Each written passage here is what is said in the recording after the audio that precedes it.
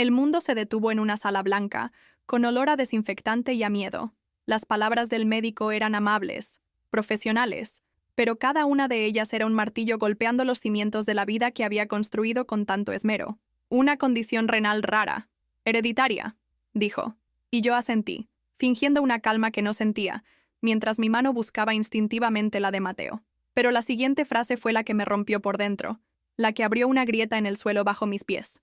Necesitaremos el historial genético de ambos padres biológicos para entender la progresión. Miré a Javier, vi la preocupación pura y la determinación en sus ojos, y supe que todo había terminado. Él, mi esposo, el hombre que creía compartir cada secreto y cada célula con nuestro hijo, estaba a punto de descubrir que los últimos 18 años de nuestra vida se sostenían sobre una mentira. Mi mentira. Te invito a quedarte y acompañarme en este laberinto de decisiones y consecuencias. Si esta historia ya resuena contigo, suscríbete al canal y cuéntame en los comentarios desde qué ciudad o país me estás escuchando. Tu compañía significa mucho en este viaje. Hace apenas unas semanas, el jardín era un universo de risas y música. Celebrábamos los 15 años de Mateo. La luz del atardecer en la Ciudad de México se filtraba entre los árboles, pintando de dorado los rostros de nuestros amigos y familiares. Javier, con su brazo rodeándome la cintura, posaba para la foto familiar.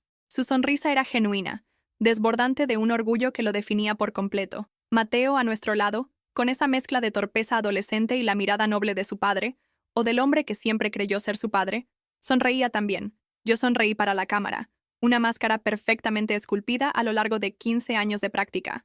Por dentro, un abismo de ansiedad se abría, el mismo que me acompañaba cada noche al borde del sueño. Sabía que esa foto, ese instante de aparente perfección, era el retrato de un fraude. El fraude de mi vida. Nuestra historia de amor con Javier había sido el pilar de todo lo que teníamos.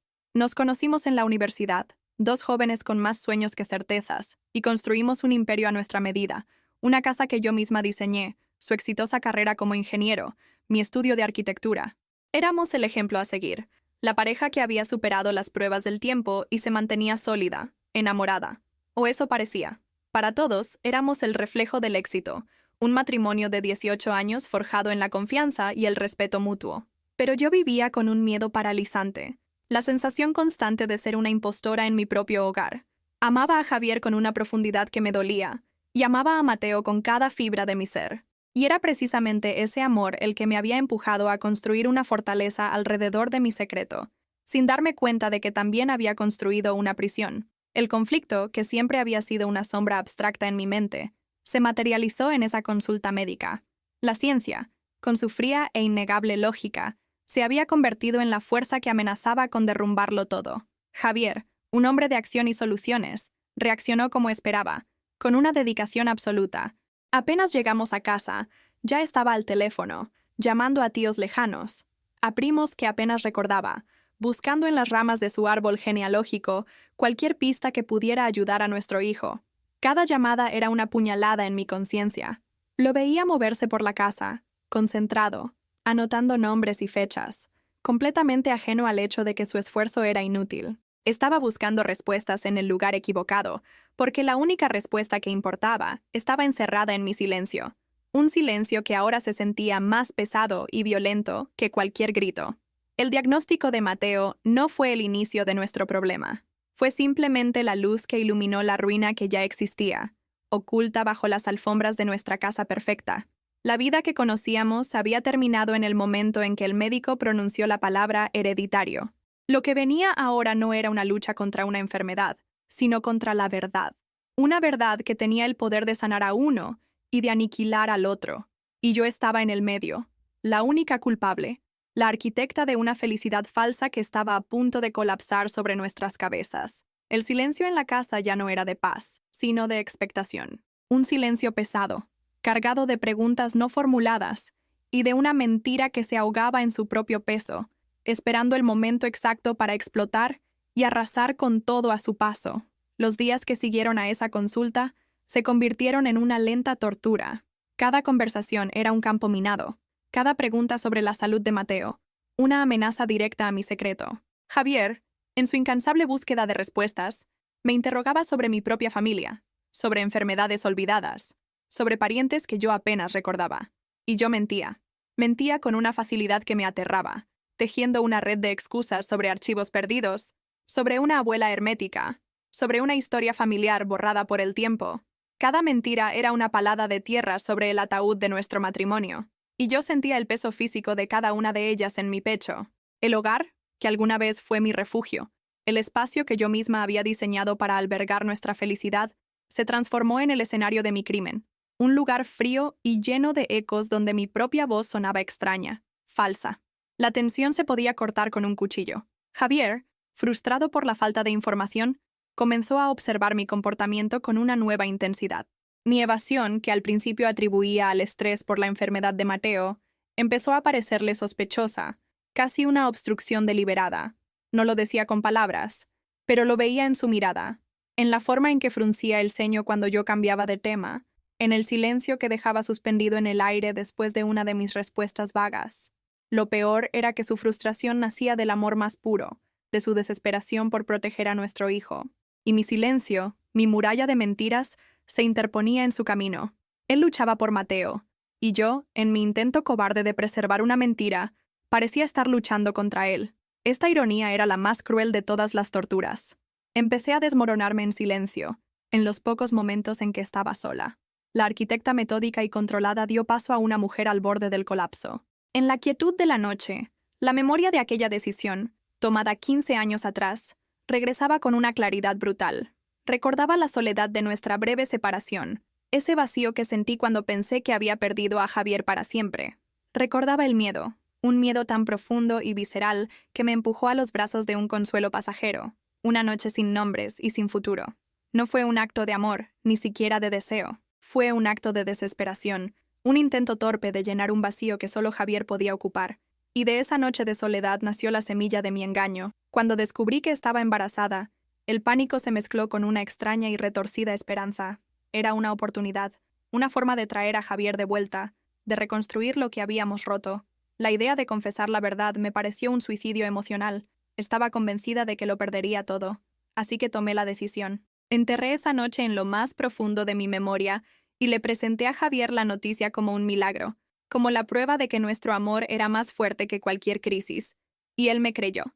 Me creyó con una alegría tan pura, con una entrega tan absoluta, que mi culpa se solidificó en ese mismo instante. Construí la paternidad del hombre que amaba sobre una ausencia, sobre un engaño, y me convencí a mí misma de que lo hacía por el bien de la familia que estábamos a punto de crear. Durante 15 años, esa justificación fue mi escudo. Me repetía a mí misma que le había dado a Mateo el mejor padre del mundo.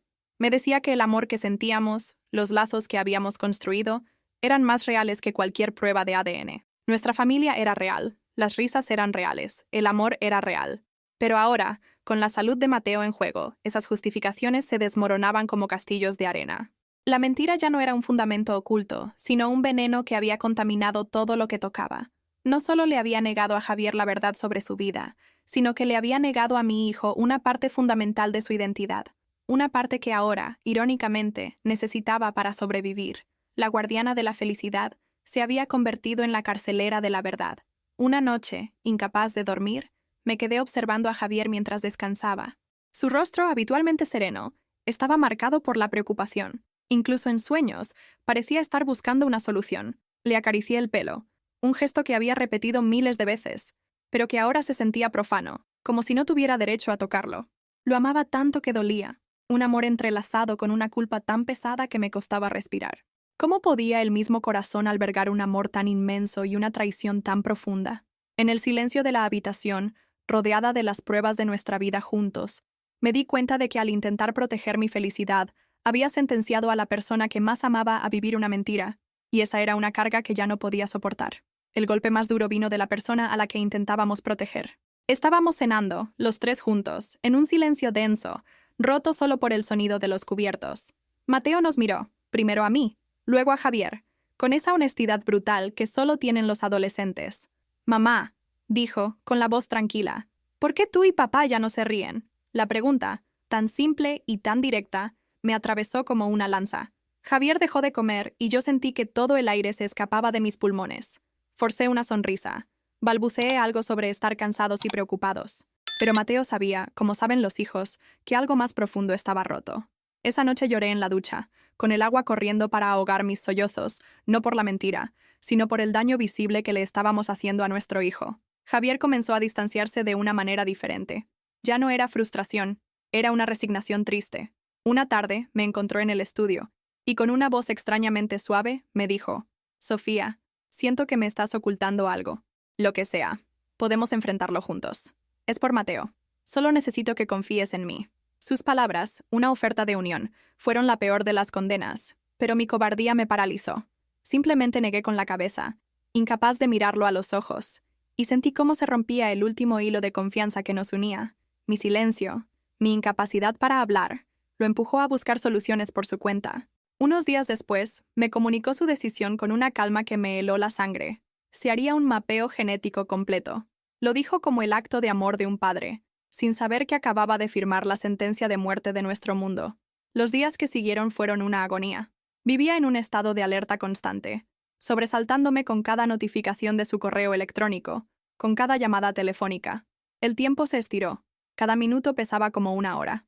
Apenas comía. Apenas dormía. Me movía por la casa como un fantasma, observando a Javier y a Mateo, intentando memorizar cada detalle de nuestra vida antes de que todo se hiciera añicos. Sabía que estaba viviendo mis últimos momentos como la mujer que ellos creían que era. La espera no era la antesala de una revelación, sino la cuenta atrás para una ejecución. El silencio en la casa ya no era pesado. Era un vacío ensordecedor, el silencio que precede a la explosión. Y entonces, llegó el día. Entré en la cocina y lo encontré sentado a la mesa, de espaldas a mí, mirando la pantalla de su portátil. Estaba tan quieto que parecía una estatua. Sobre la mesa, junto a su taza de café intacta, había una hoja de papel impresa. Me acerqué lentamente, con el corazón martilleándome en el pecho. No necesité leer todo el informe, solo vi 2 líneas, resaltadas en un recuadro, con una terminología clínica y brutal. Análisis de filiación, probabilidad de paternidad, 0%. 0%. Un número que borraba 18 años de historia. Un número que lo aniquilaba todo. Levantó la vista, y sus ojos no reflejaban ira ni odio. Reflejaban algo mucho peor. Una desolación absoluta. El desconcierto de un hombre al que le han robado su propia vida. El mundo que conocía, el hijo que adoraba, la mujer que amaba, todo se había disuelto frente a una pantalla. Se quedó mirándome, en un silencio que pareció durar una eternidad, como si estuviera tratando de reconocer a la extraña que tenía delante. Y entonces, con una voz rota, apenas un susurro que partió el aire y mi alma en dos, preguntó: ¿Quién es él? ¿Te está gustando esta historia? Deja un like y suscríbete al canal. Ahora continuamos con el vídeo. La pregunta quedó flotando en el aire de la cocina, demoliendo cada pared, cada viga de la vida que habíamos construido. No hubo gritos, no hubo reproches. Solo el peso insoportable de esa pregunta y la verdad que finalmente salió de mi boca, torpe y dolorosa. Le conté todo, los detalles de mi miedo, de mi soledad, de mi decisión cobarde. Él escuchó sin interrumpir, con el rostro impasible, pero vi cómo la luz se extinguía en sus ojos con cada palabra que yo pronunciaba. Cuando terminé, un silencio sepulcral llenó la habitación. No dijo nada. Simplemente se levantó, dejó el informe sobre la mesa y se fue. Esa noche, y todas las noches siguientes, durmió en la habitación de invitados. El alivio que pensé que sentiría al confesar nunca llegó. En su lugar, se instaló una devastación silenciosa y profunda. Mi peor pesadilla se había materializado, pero era peor de lo que había imaginado. No era la explosión de furia lo que me destrozaba, sino su ausencia. Javier me trataba con una cortesía gélida, una educación distante que dolía más que cualquier insulto. Nos cruzábamos en el pasillo como 2 extraños educados. Hablábamos solo de lo indispensable, de los horarios de Mateo, de las citas con el médico.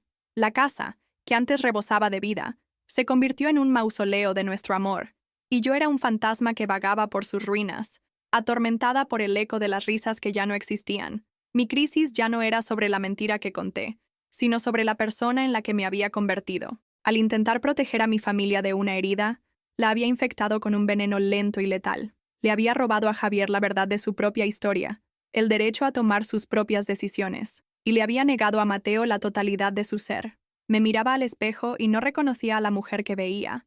La arquitecta que diseñaba estructuras sólidas y seguras había construido su propia vida sobre los cimientos más frágiles y deshonestos. La culpa ya no era un sentimiento, era mi propia piel. Ya no había lugar donde esconderse, Solo quedaba la cruda y dolorosa realidad de mis actos. Pasaron semanas en ese limbo helado, un purgatorio doméstico donde compartíamos un techo pero vivíamos en universos separados. La primera grieta en ese muro de silencio no la abrí yo, sino él. Me encontró una noche en la cocina, incapaz de dormir, mirando la foto de la fiesta de 15 años de Mateo que todavía colgaba en la pared. No se acercó para hablar de nosotros, del pasado, de la traición. Se detuvo a mi lado, mirando también la foto, y después de un largo momento, dijo, con la voz cansada pero firme, «Él nos necesita, a ti y a mí, su padre. El resto lo vemos después». No era perdón ni reconciliación, era un armisticio, un gesto mínimo que establecía el único terreno común que nos quedaba. El amor incondicional por nuestro hijo era la única ponte que había sobrevivido sobre el abismo que nos separaba. A partir de ese día, aprendimos a ser socios. El matrimonio como lo conocíamos había muerto, pero nació una nueva dinámica, una alianza forjada en la necesidad y en el dolor compartido. Organizábamos los tratamientos de Mateo con una eficiencia profesional. Discutíamos opciones médicas, calendarios y dietas con la misma precisión con la que antes planeábamos nuestras vacaciones. Fue un proceso doloroso y humillante para mí, pero logré contactar al padre biológico. Fue una conversación clínica, mediada por abogados, centrada únicamente en obtener la información médica necesaria. Javier nunca preguntó los detalles. No había besos, ni abrazos, ni palabras de consuelo, pero en medio de esa devastación, comenzó a surgir un frágil y nuevo tipo de respeto, el que se tienen dos soldados que, aunque heridos por el mismo fuego, deciden seguir luchando juntos por la única causa que importa. El hogar ya no es un espacio de amor romántico, sino un centro de operaciones enfocado en la salud de Mateo. Dormimos en habitaciones separadas, y a veces pasan días en los que nuestras conversaciones son puramente logísticas. Pero hay momentos, pequeños destellos de humanidad, que me dan una extraña paz. A veces, nuestros ojos se encuentran sobre la cabeza de Mateo mientras duerme en el sofá, y en esa mirada compartida hay un universo de dolor, pero también el reconocimiento de un vínculo que ni siquiera mi mentira pudo destruir por completo. No estamos reconstruyendo nuestro matrimonio, estamos aprendiendo a ser una familia de una manera diferente, una que no se define por lazos de sangre o por una historia de amor idealizada, sino por la decisión consciente de enfrentar juntos la verdad, por más fea que sea. La foto de la fiesta de 15 años sigue en la pared. Durante un tiempo quise quitarla. Sentía que era el monumento a mi engaño. Pero ahora, la miro y veo algo diferente. Ya no veo una mentira. Veo un momento que fue hermoso y verdadero en sí mismo, aunque estuviera construido sobre una base falsa. Veo el amor genuino de Javier por un hijo que crió como suyo. Veo la alegría real de Mateo en ese día. Veo mi propio amor desesperado por ambos. Un amor que me llevó a tomar decisiones terribles. La foto ya no me tortura. Me recuerda que ninguna vida es perfecta, que las familias son complejas y a menudo se sostienen con hilos frágiles. Me recuerda que la verdad, aunque destructiva, también tiene el poder de limpiar y de obligarnos a construir algo nuevo sobre las ruinas. No sé si Javier algún día podrá perdonarme por completo. Quizás el perdón no se trate de borrar el pasado, sino de aprender a vivir con sus cicatrices. Lo que sí sé es que nuestra conexión, aunque transformada, ha sobrevivido a la peor de las tormentas. Nuestro amor ya no es una pasión romántica, sino un compromiso parental inquebrantable, un pacto silencioso de cuidar juntos del ser que más amamos en el mundo. Hemos perdido la ilusión de la perfección, pero hemos ganado una honestidad brutal y dolorosa. Y en esa honestidad, por difícil que sea, encuentro una extraña forma de redención. Estamos aprendiendo a ser verdaderos el uno con el otro, por primera vez en mucho tiempo. Una familia no se define únicamente por los lazos de sangre que la unen. A veces, se define por la verdad que se tiene el coraje de enfrentar, incluso cuando esa verdad amenaza con destruirlo todo. Se define por la fuerza que se encuentra en medio de la devastación para seguir adelante, no como antes, sino de una manera nueva, más honesta y quizás más fuerte. Nuestra historia no es una historia de amor feliz, pero es una historia real. Es la historia de cómo, a veces, el amor más profundo no es el que previene las caídas, sino el que te ayuda a levantarte y a caminar entre los escombros. Juntos, ¿han hecho algún gesto de bondad que cambió una vida? Dejen un corazoncito si creen que el amor es más poderoso que cualquier secreto. Suscríbanse para más historias de segundas oportunidades. Comenten, el amor lo puede todo. Si ustedes también creen en la fuerza de la familia,